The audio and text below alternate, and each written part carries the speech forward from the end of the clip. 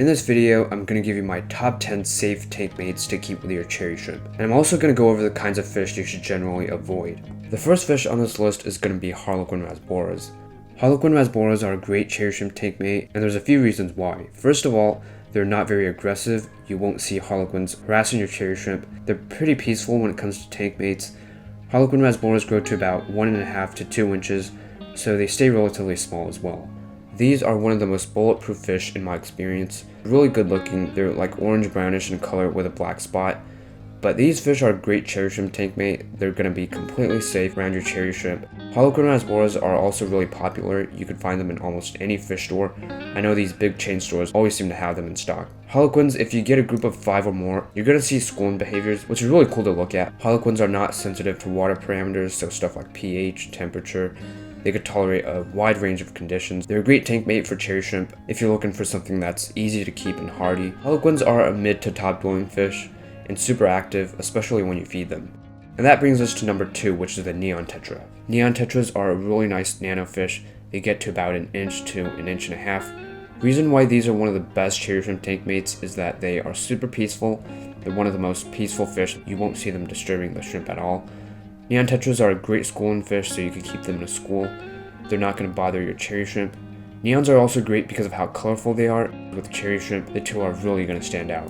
Neons prefer to be in groups of 6 to 10, so you should be keeping them in at least a 10-gallon. They're also one of the most popular fish in the hobby ever. People keep them in all sorts of tanks, and basically all fish stores are going to have neon tetras in stock because these fish are sold in the millions each month. They sell for about $2 to $3 per fish, so they're really inexpensive, which means you could easily buy a large group of them.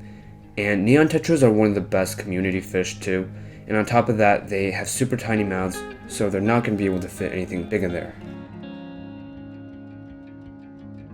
The next cherry shrimp tank mate is going to be the celestial pearl danio. These are another vibrant nano fish. They're a bit smaller than neon tetras, but CPDs are a great cherry shrimp tank mate. They're super peaceful and never going to bother your cherry shrimp. Celestial pearl danios are a pretty shy fish. They're definitely not territorial at all. You do want to keep them in groups of at least 4 to 5 since they're quite shy, but they're not very demanding when it comes to tank parameters. They are going to like slow flowing water. Again, they're quite timid. One thing you do need to know is that CPDs are very slow to get to food, so if you have fish like sorbet tetras or guppies that are super fast eaters, you have to make sure they're able to compete for food. So sinking foods definitely help.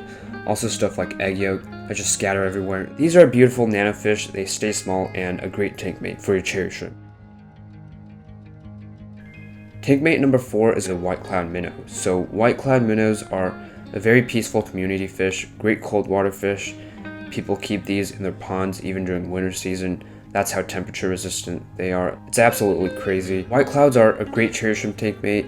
They can be with any type of shrimp without any issues. With these fish, there's basically 2 types. You could get the golden white cloud minnow or just the common white cloud.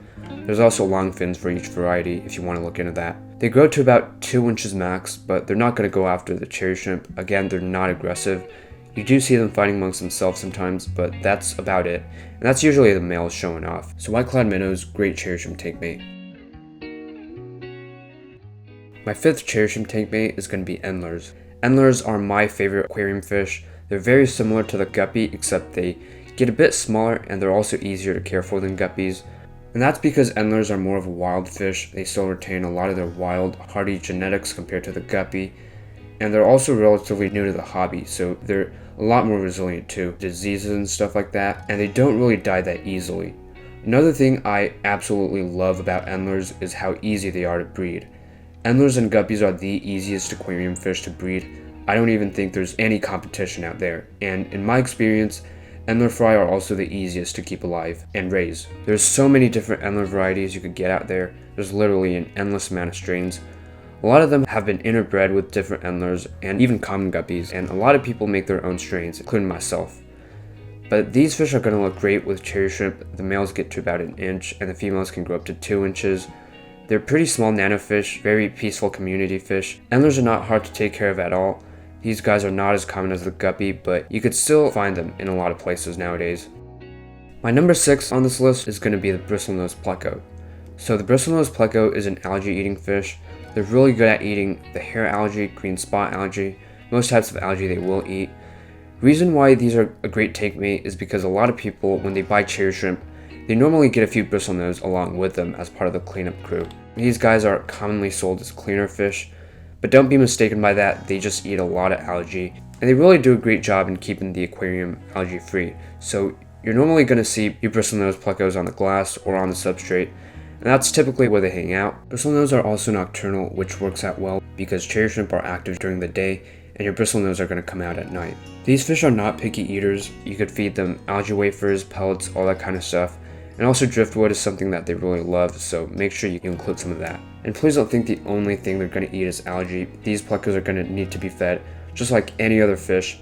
A lot of people think because they eat algae, they don't need to be fed, which is definitely not true. Make sure you feed different stuff as well, stuff like cucumber and zucchini are some of their favorites. My 7th tank mate is going to be micro-rasboras, and these include fish such as chili rasboras, dwarf, phoenix, strawberry rasboras. All of these are like mini rasboras. They all stay around an inch or less, so they're like nano fish. And if you look at them, they really are tiny. They're like the size of baby to juvenile guppies, and they're gonna get to about the same size, or even smaller than your cherry shrimp. I keep strawberry rasboras in my 10-gallon, and they're really easy to keep.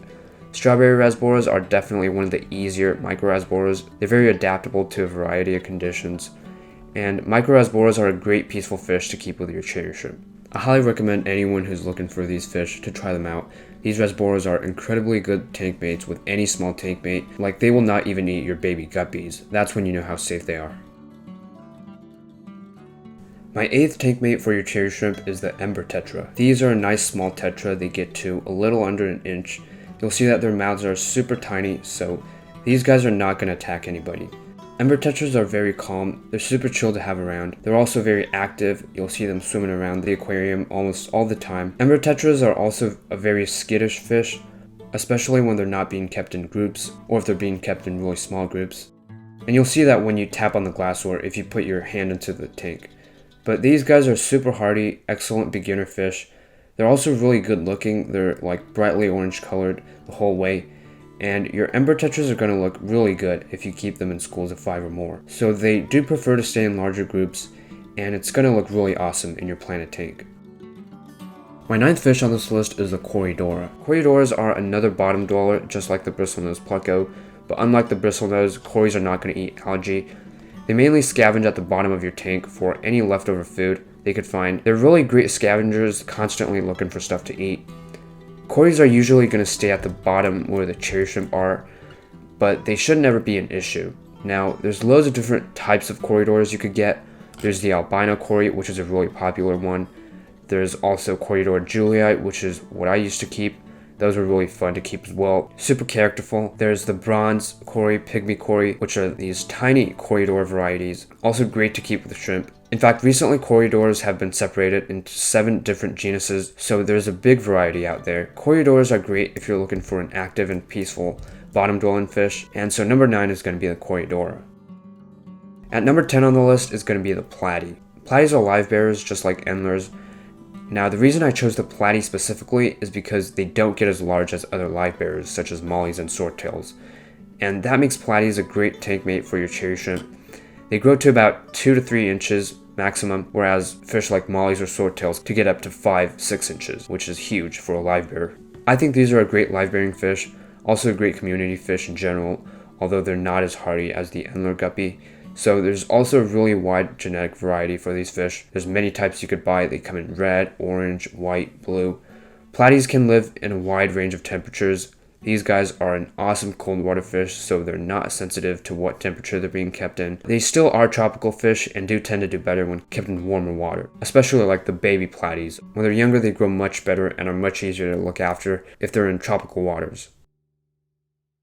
Now I want to quickly go over what kind of cherry shrimp tank mates you want to avoid. So tank mates that you want to avoid are generally going to be fish that are much larger than cherry shrimp. So some examples I'm going to give are barbs, gouramis, larger tetras like Congo tetras, cichlids, angelfish, ram cichlids, and other larger aggressive fish that can easily fit them into their mouths. So I would say like any fish that is greater than 4 inches you want to be wary of, unless it's like a coolie loach, which is another great cherry shrimp tank mate by the way. Those guys are peaceful and you will have to do your research. A general rule of thumb is that As long as the fish is greater than 4 or 5 inches and they're labeled as semi-aggressive to aggressive, you want to try and avoid that with cherry shrimp.